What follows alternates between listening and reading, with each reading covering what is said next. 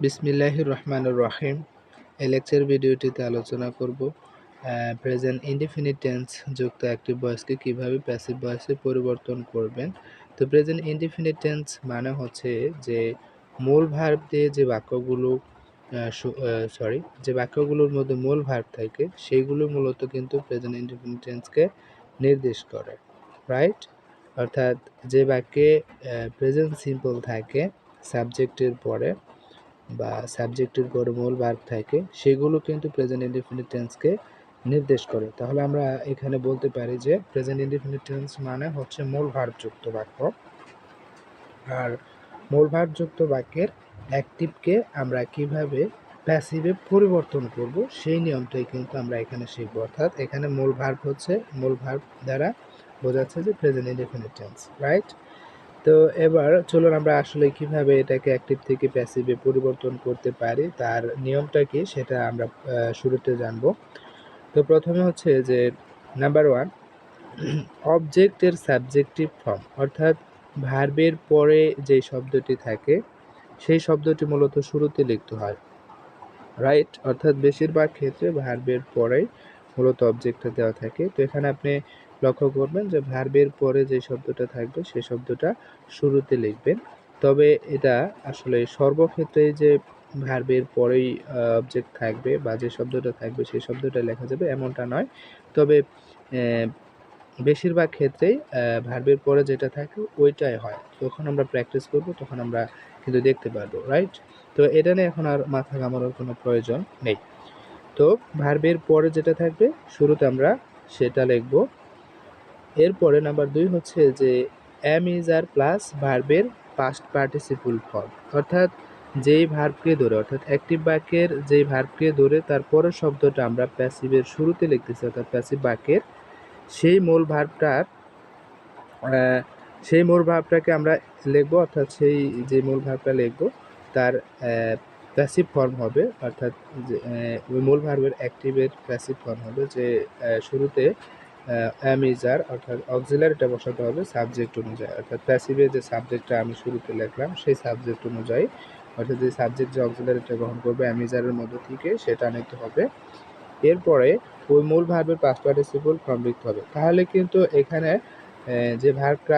যে মূল ভার্বটা রয়েছে, অর্থাৎ ভার্বের যে অ্যাক্টিভ ফর্মটা রয়েছে সেটার কিন্তু প্যাসিভ ফর্ম হয়ে যাবে, রাইট? অর্থাৎ অ্যাম ইজ আর প্লাস ওই মূল ভার্বের পাস্ট পার্টিসিপল ফর্ম লিখলেই কিন্তু তার প্যাসিভ ফর্ম হয়ে যাবে। তো এটা কিন্তু আমি আপনাদেরকে পূর্ববর্তী ভিডিওটিতে শিখিয়েছি যে ভার্বের অ্যাক্টিভ ফর্মকে কিভাবে প্যাসিভ ফর্মে পরিবর্তন করতে হয়। যদি ভার্বের অ্যাক্টিভ ফর্মকে প্যাসিভ ফর্মে কীভাবে পরিবর্তন করতে হয় এটা শিখতে পারেন তাহলে আপনার জন্য প্যাসিভ ভয়েস অর্থাৎ অ্যাক্টিভ থেকে প্যাসিভে পরিবর্তন করাটা একদম সহজ, রাইট? তো এটা বুঝতে পারবেন প্র্যাকটিস করার মাধ্যমে। তো এবার নাম্বার 3 এর কাজ হচ্ছে যে এখানে আপনি যে কাজটা করবেন, যে সাবজেক্টটা থাকবে অ্যাক্টিভ বাক্যে তার পূর্বে বাই বসাবেন এবং ওই সাবজেক্টের অবজেক্টিভ ফর্ম বসাবেন, রাইট? তাহলে হয়ে যাবে। তো আমরা এটাকে আরও ভালোভাবে বোঝার জন্য নিচের উদাহরণটি দেখব। তো চলুন। তো লক্ষ্য করুন, দে প্লে ফুটবল। তো এইখানে দে হচ্ছে সাবজেক্ট, এরপরে প্লে এটা হচ্ছে মূল ভার্ব এবং তারপরে ফুটবল যেটা রয়েছে সেটা হচ্ছে অবজেক্ট। তো আমি বলছিলাম যে যখন আমরা অ্যাক্টিভ থেকে প্যাসিভ করব তখন ভার্বের পরে যে শব্দটা থাকবে সেটা লিখব। দেখেন এখানে প্লে এর পরের শব্দ হচ্ছে ফুটবল, তো আমরা শুরুতে ফুটবল লিখব। আর ফুটবলের সাবজেক্টিভ ফর্ম তো ফুটবল, এটা তো জানেন, রাইট? তো এখন আমরা কি কাজ করব, যে এখন আমরা দেখব যে ফুটবল কোন অক্সিলারিটা গ্রহণ করে। যেহেতু এখানে মূল ভার্ব রয়েছে সেহেতু আমরা অক্সিলারি হিসেবে অ্যাম ইজ আর এই তিনটার একটা নিতে পারবো। এখন ফুটবল কাকে নিতে পারে? ফুটবল ইজকে নিতে পারে, কারণ ফুটবল হচ্ছে থার্ড পারসন সিঙ্গুলার নাম্বার, সুতরাং এখানে ইজ বসবে, রাইট? তো এরপরে প্লে যে মূল ভার্বটা রয়েছে, অর্থাৎ যেই মূল ভার্বের পরে শব্দটা আমরা শুরুতে লিখলাম, এখন সেই মূল ভার্বটার পাস্ট পার্টিসিপল ফর্ম লিখতে হবে, কারণ যেহেতু আমরা অক্সিলারি লিখে ফেলেছি। তো এখন প্লে এর পাস্ট পার্টিসিপল ফর্ম হচ্ছে প্লেড। এখন এখন যে কাজটা করতে হবে সেটা হচ্ছে দে, যে সাবজেক্টটা রয়েছে এর পূর্বে বাই বসাতে হবে এবং এর অবজেক্টিভ ফর্ম বসাতে হবে। তো দে এর অবজেক্টিভ ফর্ম হচ্ছে দেম, রাইট? তো football is played by them. আশা করি বুঝতে পেরেছেন। তো এখানে কিন্তু একটা বিষয় লক্ষ্য করেছেন যে মূল ভার্বের পরে যে শব্দটা আমরা খুঁজে পেয়েছি সেই দিক থেকে কিন্তু আমরা সরাসরি বামে চলে গিয়েছি। অর্থাৎ প্রথমে আমরা ফুটবল, তারপরে আমরা মূল ভার্বের পাস্ট পার্টিসিপল ফর্ম অর্থাৎ লিখেছি এবং এর পূর্বে অক্সিলারি যুক্ত করেছি, অর্থাৎ এই মূল ভার্বটাকে আমরা প্যাসিভ ফর্মে নিয়ে গিয়েছি। এরপরে আমরা বাই প্লাস সাবজেক্টের অবজেক্টিভ ফর্ম লিখেছি। তো আশা করি বুঝতে পেরেছেন। এখন যদি বলা হয় যে এই প্যাসিভকে কিভাবে অ্যাক্টিভ করবেন, তো একই নিয়ম। তো একদম বাইয়ের পরে যে শব্দটা থাকবে সেই শব্দটিকে শুরু করে সরাসরি বামে চলে যাবে, অর্থাৎ যেখানে প্যাসিভ ভার্বের প্যাসিভ ফর্ম থাকবে সেই প্যাসিভ ফর্মের অ্যাক্টিভ ফর্ম লিখে দিলেই হয়ে যাবে, রাইট? তো আশা করি বুঝতে পেরেছেন যে কিভাবে আমরা প্যাসিভ থেকে অ্যাক্টিভে করতে পারি। তো এখন আমরা এখানে কিছু বিষয় শিখব যে আমরা কিছু প্রোনাউন রয়েছে যেগুলোর অবজেক্টিভ ফর্ম আমাদের জানা জরুরি প্যাসিভের ক্ষেত্রে। তো আয়ের অবজেক্টিভ হচ্ছে মি। তো এখানে লাল কালি দিয়ে যেগুলো লেখা রয়েছে এগুলো হচ্ছে সাবজেক্টিভ ফর্ম, আর কালো কালিতে যেগুলো লেখা রয়েছে এগুলো হচ্ছে অবজেক্টিভ ফর্ম। তো আশা করি এগুলো মুখস্থ করে নেবেন। তো এরপরের উদাহরণটা লক্ষ্য করুন। She rights a letter.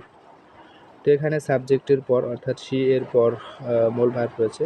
She হচ্ছে সাবজেক্ট, এরপরে মূল ভার্ব রয়েছে রাইটস। তো এরপরে এ লেটার রয়েছে। তো মূল ভার্বের পরে যেটা থাকে অর্থাৎ ভার্বের পরে যেটা থাকে সেটা হচ্ছে অবজেক্ট। তো এখানে এ লেটার হচ্ছে অবজেক্ট, তো এটা হচ্ছে অ্যাক্টিভ। তো আমরা এটাকে কিভাবে প্যাসিভ করব?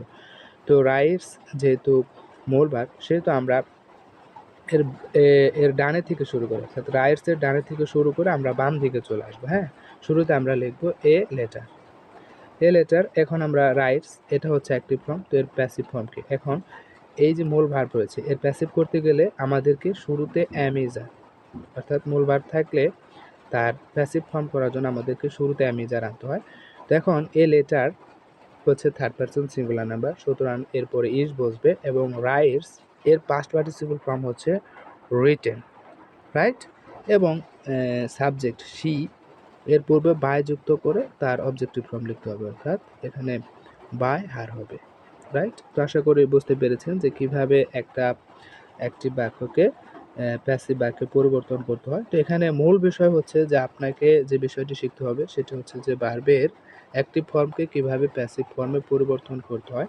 তো এই বিষয়টি যদি শিখতে চান তাহলে আপনি আগে যে ভিডিওটি দেওয়া হয়েছে এটার পূর্বে এই পূর্ববর্তী ভিডিওটা দেখে নেবেন। সেখানে আমি দেখিয়েছি যে ভার্বের অ্যাক্টিভ ফর্মকে কীভাবে প্যাসিভ ফর্মে পরিবর্তন করবেন। তো সেখানে লেখা রয়েছে যে টেন্স ছাড়া কি ভয়েস পরিবর্তন করা যায় কিনা বা টেন্স ছাড়া ভয়েস শেখা যায় কিনা, এরকম একটা থাম্বনেইল রয়েছে। তো সেটা দেখবেন আশা করি। তো এটা যদি শিখতে পারেন তাহলে কিন্তু আপনাকে টেন্স জানতে হবে না, রাইট? অর্থাৎ সেখানে যে বিষয়গুলো মুখস্থ করতে বলা হয়েছে সেগুলো যদি শিখতে পারেন তাহলে কিন্তু আপনাকে টেন্স একদমই জানতে হবে না, যদিও এগুলো টেন্সের অংশ, রাইট? আবার এটাও শুনবেন যে টেন্স ছাড়া আসলে কিছু শেখা সম্ভব না বা ভয়েস চেঞ্জ করা সম্ভব না। এটা সত্য, মানে এটা কথা সত্য, রাইট? কিন্তু এখানে আপনাকে টেন্স উল্লেখ করতে হবে না যে এটাই টেন্স, এটাই টেন্স। শুধু বিষয়গুলো মুখস্থ করবেন তাহলে হবে। যদি মুখস্থ করার শেষে আপনি যদি ভিজুয়ালাইজেশন করতে পারেন সঠিকভাবে তাহলে আপনার জন্য আশা করি শেখাটা খুবই সহজ হয়ে যাবে, রাইট? তো আশা করি এই ভিডিওটি সুন্দরভাবে বুঝতে পেরেছেন। যদি ভালো লেগে থাকে তাহলে অবশ্যই লাইক, কমেন্ট এবং সাবস্ক্রাইব করবেন।